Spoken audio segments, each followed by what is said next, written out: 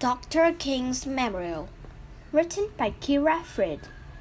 Focus question: who was Dr. King and why is he important? Introduction. Each year, people of all ages visit the memorial that honors Dr. Martin Luther King Jr. in Washington, D.C. A large sculpture of Dr. King and some of his famous words inspire visitors. The time is always right to do what is right by Dr. Martin Luther King Jr. Who was Dr. King and why do we remember him? Dr. King was a civil rights leader. He worked throughout his lifetime for equal rights for our people.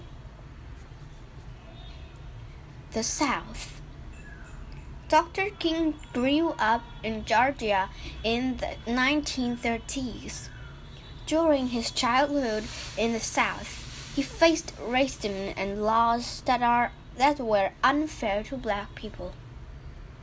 Laws in the United States kept black people and white people segregated or separate from one another.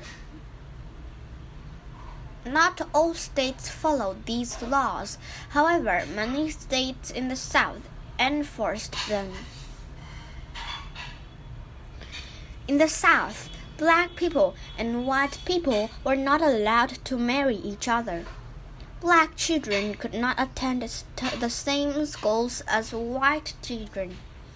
Black people had to use different drinking fountains from white people. Black people had to sit at the backs of city buses. The front seats were reserved only for white people.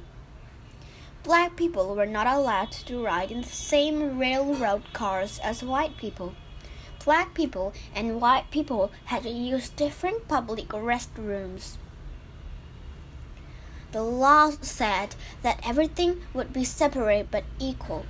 However, many facilities for black people were not as nice, clean, or well kept as those for white people. Dr. King's work. Dr. King wanted unfair laws to change and for people of all races to be treated equally under the law. His dream was that Americans would come together as one people without racism.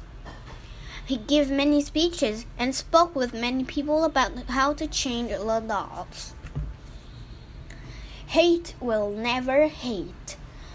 Hate will never end hate. Only love will end hate.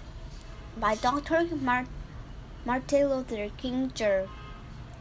Dr. King wanted to use peaceful or nonviolent ways to make changes. He said there was already too much hate in the world to use violence to fight racism. Dr. King and other leaders protested the unfair laws by refusing to follow them. For example, many black people held sit-ins during which they sat at whites-only counters in restaurants. They refused to move, and some people, including Dr. King, were arrested.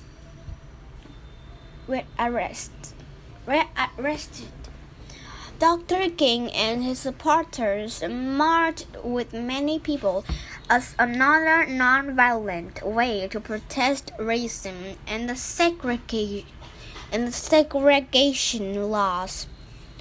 They hoped to make people, especially lawmakers, realize that the unfair laws should be changed. After marching in Washington, D.C., Dr. King delivered his famous I Have a Dream speech at the Lincoln Memorial in 1963. He affected many people with his powerful words. New laws. Because of the work of Dr. King and others, the government changed and segregation the laws in 1964. The new laws are fairer.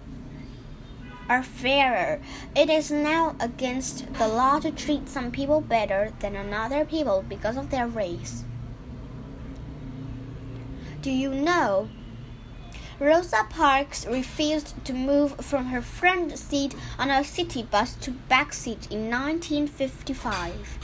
When she was arrested, many people around the country became angry about her treatment.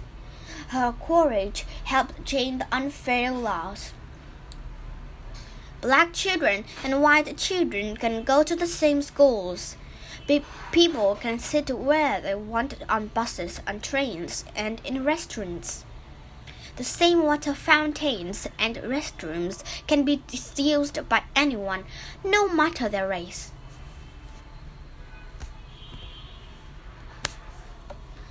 Dr. King's dream. Dr. King wanted all people to be free, and he wanted laws that were fair for everyone. He dreamed that people of every race would get along. Today, the laws are fairer, but there's still work to be done. If I cannot do great things, I can do small things in a great way, by Dr. Martin Luther King Jr. When people visit his memorial, they remember Dr. King and his dream of fair laws and free people. They carry on his work.